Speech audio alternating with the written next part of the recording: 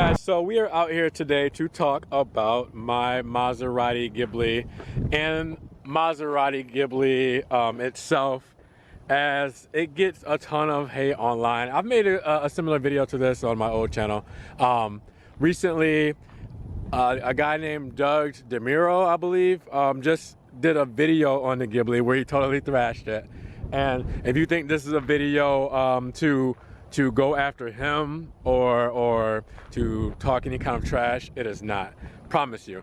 All respect to Doug on the video and what he made, and it is his opinion. It is some things are true, a lot of things are true as far as factual, but opinions are always opinions. And you know, I'm just here to clear things up because I think people take it as a one-sided deal. You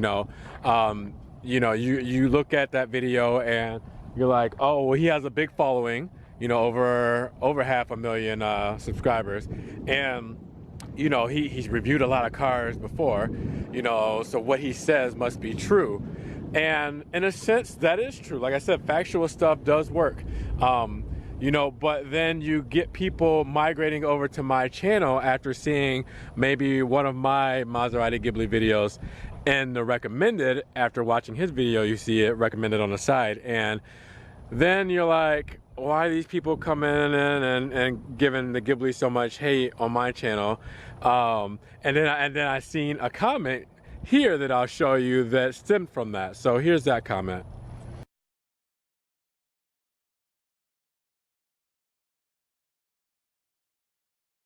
Okay, so after seeing that comment, you kind of see where I was saying about his video. So went and checked it out, and you know, you go and you do a review on a car. You don't get the top spec model, okay? So you don't get the one with all the bells and whistles, of course. You don't get the fastest one. At times you don't get the one with the best interior or best quality and stuff like that. So sometimes it's hard to make a judgment off of stuff like that, you know?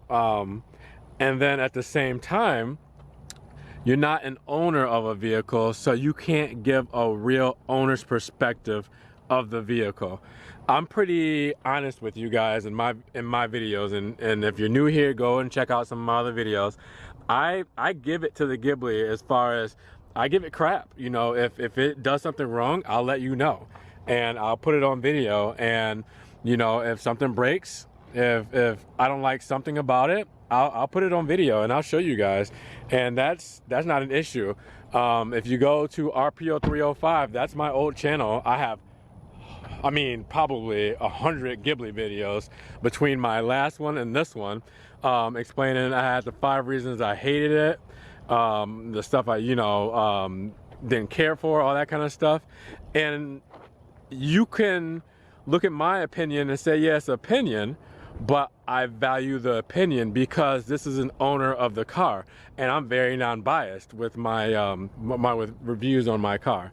This is why I have the channel here, because I want to give you guys an owner's perspective of what it's like when stuff doesn't work, when stuff does work.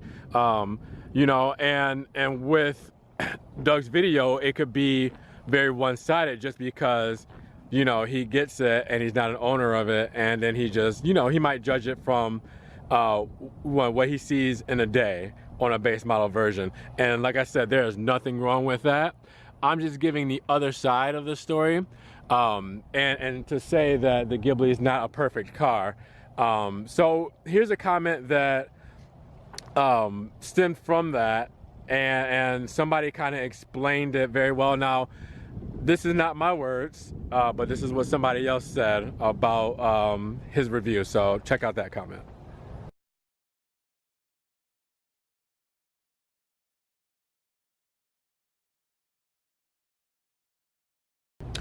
Okay, so after seeing that comment, you kind of see this guy, you know, I guess was not taking Doug's side, obviously.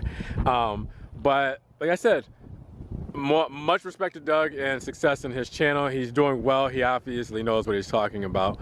But I do want to clear things up.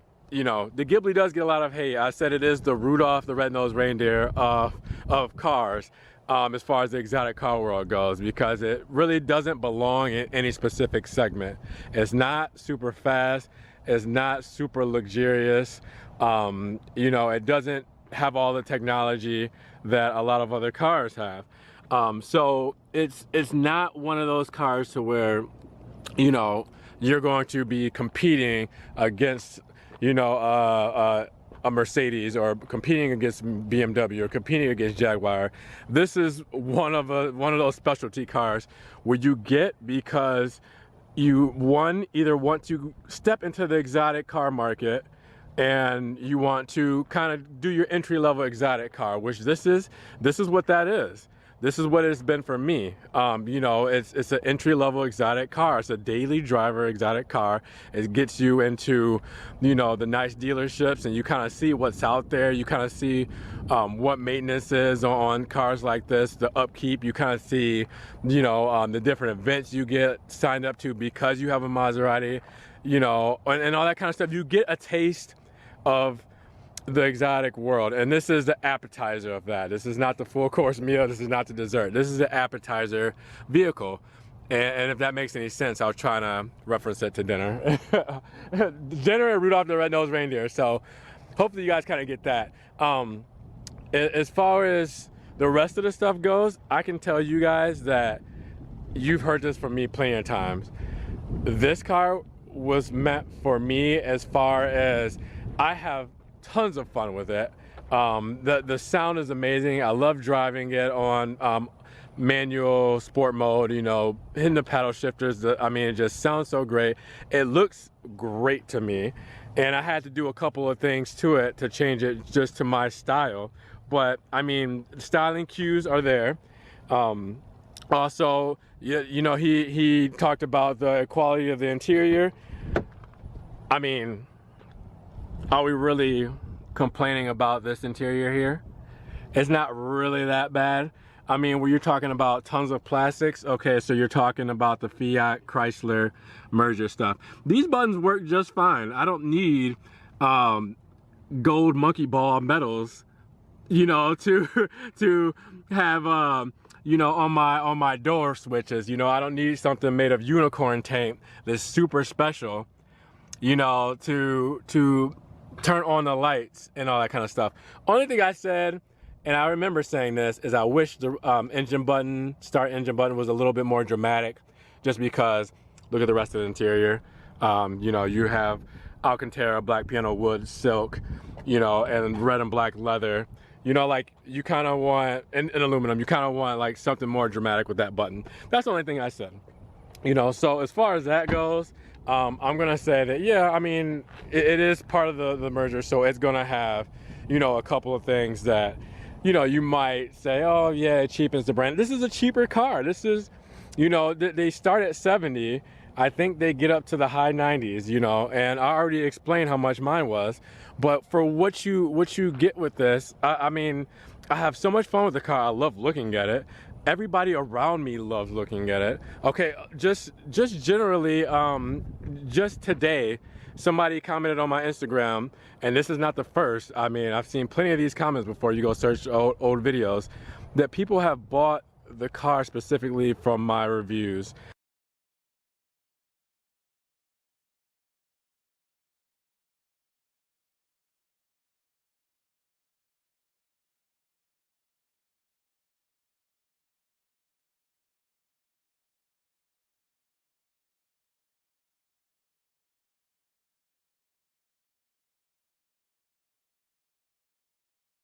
And from my experiences, and the trade-off of, you know, it not being the fully exotic car that everybody wants it to be, or for it to be a cheaper, and I'll quote that, cheaper Maserati, people still love the car, and they loved it enough to go put money on it. And that is my goal. I'm not trying to sell it to you because I'm not making commission. I'm not a car salesman. I'm trying to show you the joy and share the joy with you that I have with it, and then you make a decision from there. I share the joy and the pain of having this car. And if people still want to go and get it after that, then that's what they'll do. And that's the whole cause of this. You know, I'm not one-sided. You know, I want to, because I'm an owner, share both sides of the spectrum. So that's what I'm gonna do. So I enjoy it. Others just from the internet enjoy it.